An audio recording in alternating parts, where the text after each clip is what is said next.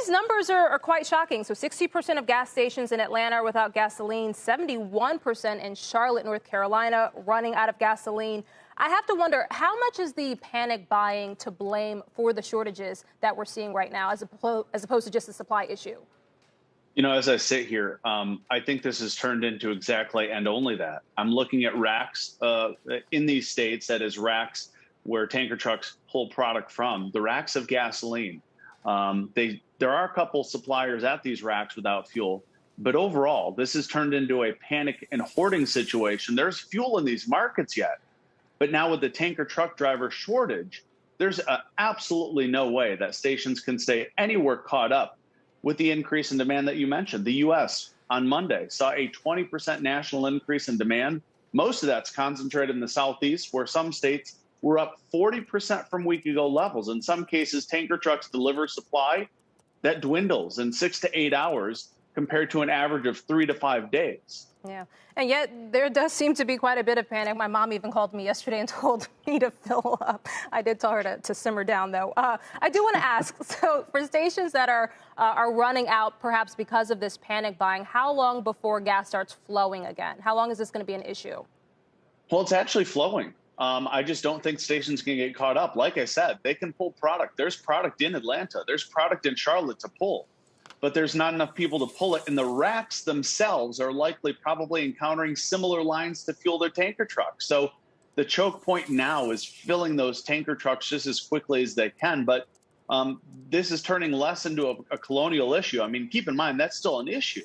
Right. But it's being dwarfed by the fact that motorists are filling up massive amounts of gasoline, jugs, jerry cans, and everything else. Yeah, and we do know that once panic starts, it is sort of hard to get that to calm down. We saw it at the beginning of the pandemic with toilet paper. We heard the Energy Secretary say yesterday, sort of likening it to that at the beginning of the pandemic. You know, we have Memorial Day around the corner, and so I wonder, is this sort of shaping up to be a perfect storm for gas prices, or do you think this will be resolved by then?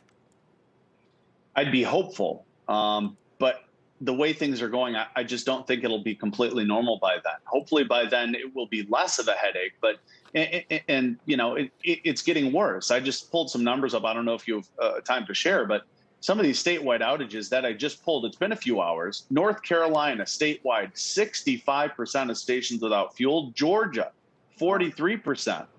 It's getting worse. It is getting worse because the numbers that we were looking at, I think, was as of 6 a.m. And so that few hours just since then clearly worsening. I do want to ask, you say that the rising prices even before the pipeline issue was actually a sign perhaps of some good news. Explain that a little bit. Yeah, absolutely. It's a sign that Americans have places to go. You know, but for the better part of the last year here in Chicago, through the holidays, we've been locked down. Now I'm finding places to go. I can drive to a Cubs game. I can go out to eat. They're even having concerts, and, you know, like I said, sports are close to normal. So Americans are hitting the road. Many of us have been itching to get out, cabin fever, if you will. Now that the weather's warming, we're doing just that. Demand is quickly returning to normal, but keep in mind, because of COVID last year, oil production is still not at pre-COVID levels, and that intersection is what's caused the national average today to rise to $3 a gallon, its highest level since 2014. If it wasn't for COVID, we wouldn't be seeing $3 a gallon. Shepard Smith here. Thanks for watching CNBC on YouTube.